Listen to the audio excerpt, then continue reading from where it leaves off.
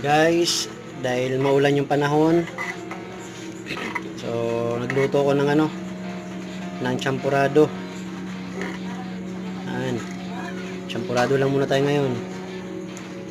Ito lang init habang nanood ng palabas, horror. Habang nanood ka, champurado. Piniluto natin ang champurado.